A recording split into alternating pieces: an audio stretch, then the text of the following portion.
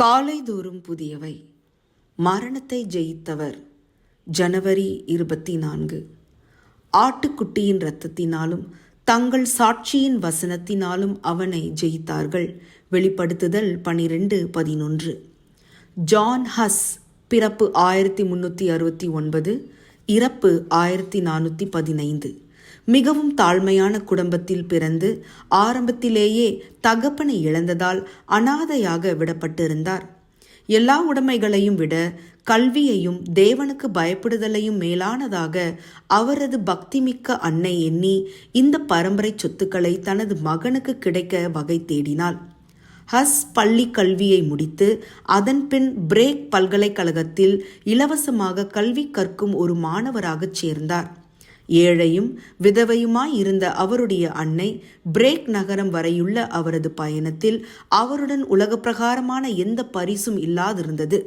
ஆனால் அப்பெருநகரை அவர்கள் நெருங்கியதும் தந்தையற்ற மகனின் அருகில் முழங்காலில் நின்று பரலோக தந்தையிடம் அவருக்கென்று ஆசீர்வாதத்தை ஜெபத்தில் கெஞ்சி கேட்டாள். அவர் கல்லூரி படிப்பை முடித்து குரு பட்டம் பெற்றார். அவர் எங்கு கல்வி பயின்றாரோ அங்கு பேராசிரியராகவும் பல்கலைக்கழக மடாலய தலைவராகவும் ஆனார். ஐரோப்பா முழுவதும் அவர் புகழ் பரவியது. ஆனால் ஹஸ் வேறொரு துறையில் அவரது சீர்திருத்த பணியை தொடங்கினார். அவர் குரு பட்டம் பெற்று பல வருடங்களுக்கு பின்னர் பெத்லஹேம் ஆலயத்தின் சொற்பொழிவாளர் என்ற பதவியை பெற்று வேத வாக்கியங்களை பற்றிய சொற்பொழிவு மக்களின் தாய்மொழியில் இருக்க வேண்டும் என்பதை முக்கியமாக கருதினார். சத்தியத்தின் கோட்பாடுகளையும் தூய்மையையும் நடைமுறைப்படுத்த தேவனுடைய வார்த்தைகளை சொல்லும்படி அவர் வேண்டுகோள் விடுத்தார். அவருடன் ஜெரோம் என்பவரும் சீர்திருத்த பணியில் இணைந்தார். அதன் விளைவாக போப் உத்தரவின்படி சிறையில் அடைக்கப்பட்டார் ஜான் ஹஸ். 19 மாத கால காரிருள் சிறைவாசத்திற்கு பிறகு அவர்கள் ஹஸ்ஸிடம் வந்து, இதுவரை நீர் பிரசங்கித்த சத்தியங்களை நான் மீண்டும் வாபஸ் பெற்றுக்கொள்கிறேன் என இங்கே கூடியிருக்கும் பொது ஜனங்களுக்கு முன்பாக நீர் கூற முடியுமா? இவ்வாறு நீர் செய்துவிட்டால் நீர் இழந்த கனத்தை மீண்டும் உமக்கு நாங்கள் தந்து கௌரவிப்போம் என கூறினார்கள். அதற்கு ஜான் ஹஸ், என்னால் போதிக்கப்பட்ட ஜனங்கள் வேத சத்தியங்களில் தெளிவான உறுதியை பெற்றவர்கள்.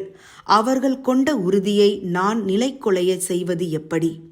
இவர்களின் ஆவிக்குரிய நன்மையை விட என் சொந்த சரீரம் ஒன்றும் எனக்கு மதிப்புடையதே அல்ல என சிங்கம் போல் கர்ஜனை செய்தார். அவ்வளவுதான். ஜான் ஹஸ்ஸை ஒரு தீ கம்பத்தில் வைத்து கட்டினார்கள். அங்கு கூடியிருந்த திரளான ஜனங்களை பார்த்து, அன்று என் உதடுகளால் போதித்த சத்தியங்களை இன்று என் இரத்தத்தினால் முத்திரையிடுகிறேன் என எதிரொலித்தார். அவ்வளவுதான். விறகு கட்டைகள் ஆக்ரோஷமாய் எரிந்தது. அதே நேரத்தில் ஜான் ஹஸ் பாடிய கம்பீர பாடல் துணி விண்ணை பிளந்து ரீங்காரித்தது. ஜெபம். பிதாவே, ஜான் ஹஸ்ஸை போல சத்தியத்தில் உறுதியாக நிலை நிற்கவும் மரிக்கவும் அர்ப்பணிக்கிறோம். ஆமேன்.